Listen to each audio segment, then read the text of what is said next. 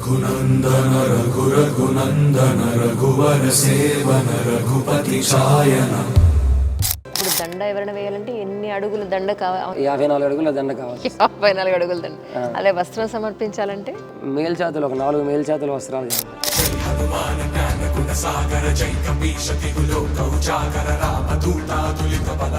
ఒకటే దాదాపు మనకి 36 మీటర్ల దాకా ఉంటుంది. అలాంటివి ఒక 4 వస్త్రాలు కావాల్సి వస్తుంది. అలా అయితేనే వారిని మనం భోగ్యంగా సేవించగలం. కొన్ని కోట్ల వానరాలు ప్రాణాలు కాపాడినటువంటి వాడు ఆంజనేయ స్వామి కనుక భగవంతుడికి ఆచార్యుడిగా ఉండేటువంటి వాడు, ఆచార్య స్వరూపుడని మనం కీర్తిస్తూ ఉంటాం మన శాస్త్రంలో ఆంజనేయ స్వామి.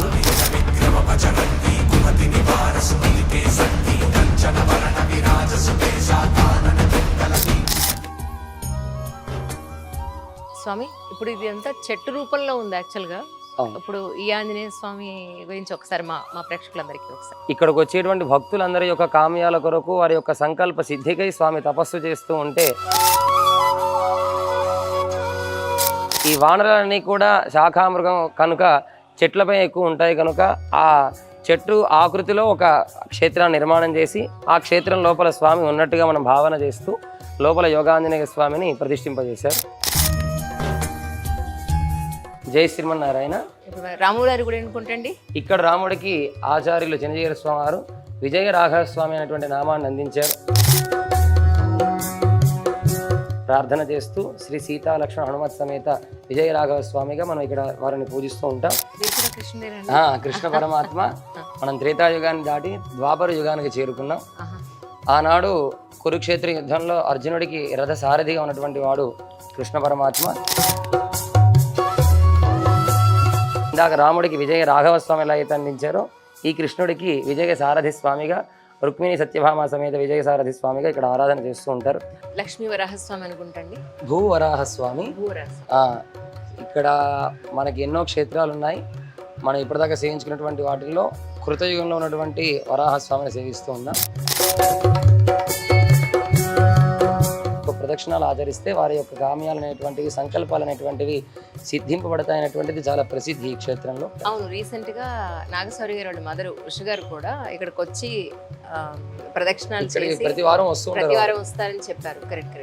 అలానే ఈ క్షేత్రానికి హిందువులు లేకపోతే వీరు వారనేటువంటి కుల మత భేదాలు అనేటువంటివి లేవు. ముస్లిం మతాల్లో సంబంధించిన వాళ్ళు రావడం, పూజలు చేయించుకోవడం, హోమాల్లో పాల్గొనడం. చెప్పాల్సిన పల్లె చూసిన వెంటనే ఏడుకొండల స్వామి వెంకటేశ్వర స్వామి అని చెప్పారు. కలియుగ ప్రత్యక్ష దైవం వెంకటేశ్వర స్వామి. ఇప్పటిదాకా 3 యుగాలు పూర్తి చేసుకున్నాం. కృత త్రేత ద్వాపర యుగాలని కలియుగంలో ఉన్నాం. మనల్ని అనుగ్రహించడానికి స్వామి భగవంతుడు ఎన్నో విధాలుగా అవతారాలు పొందుతూ ఉంటాడు. ప్రహ్లాదుడు అంత చిన్న పిల్లవాడైనప్పటికీ తను విశ్వసించి భగవంతుడు నాతోనే ఉండడం నమ్మినందుకు తన కొరకు వచ్చినటువంటి అవతారం నరసింహస్వామి. శ్రీ సుదర్శన నారసింహ క్షేత్రం ఇది. భగవంతుడైనటువంటి విష్ణువు యొక్క కుడి చేతిలో విరాజిల్లే చక్రానికే పేరు సుదర్శన మూర్తి అని. సు అంటే మంచి అని, దర్శనం అంటే మార్గదర్శకుడు అని. మంచి మార్గాన్ని చూపించేటువంటి ఆచార్య స్వరూపుడిగా మన శాస్త్రంలో వారిని కీర్తిస్తూ ఉంటాం.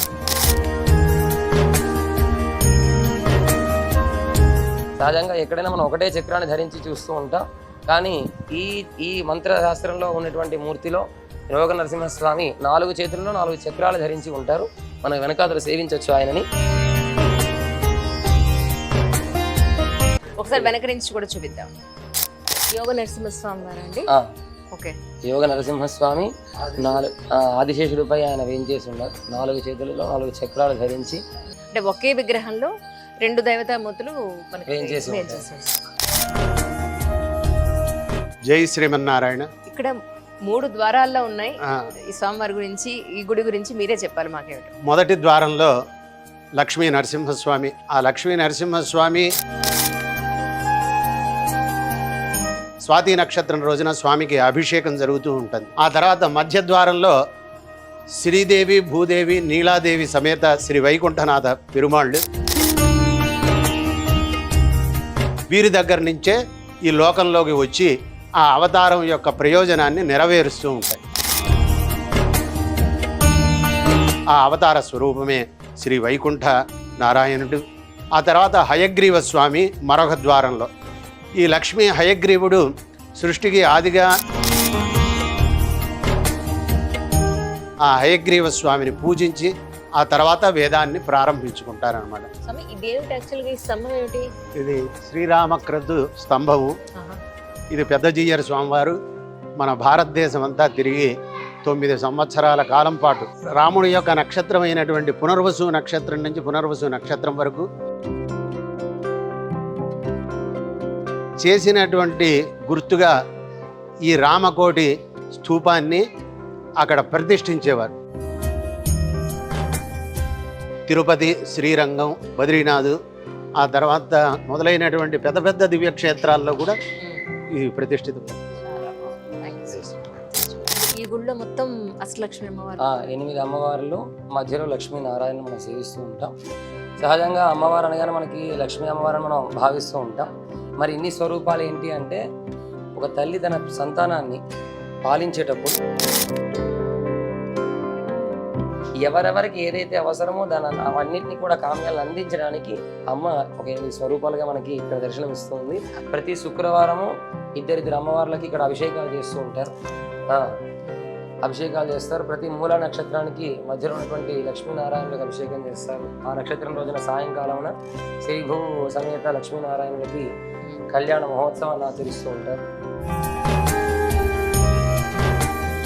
ఇందాక ధనలక్ష్మిలా అయితే అవసరం అనుకున్నామో ధైర్యలక్ష్మి కూడా అంతే అవసరం. ఇప్పట్లో మనం ఇందాక గురుగారు ఏదైతే మనం కింద శ్రీభూ నీలా సమేత వైకుంఠనాథ స్వామి దగ్గర మనం సేవించామో, అలా మన సాంప్రదాయంలో ఇవన్నిటిని తొలగించాలి అంటే కేవలం భగవంతుని ఆశ్రయించడం వలన కాదు, కేవలం అమ్మవారిని ఆశ్రయించడం వలనే కాదు, కనుక ఇరువురిని కలిపి సేవించడం చాలా అవసరం అని చెప్తూ ఉంటారు.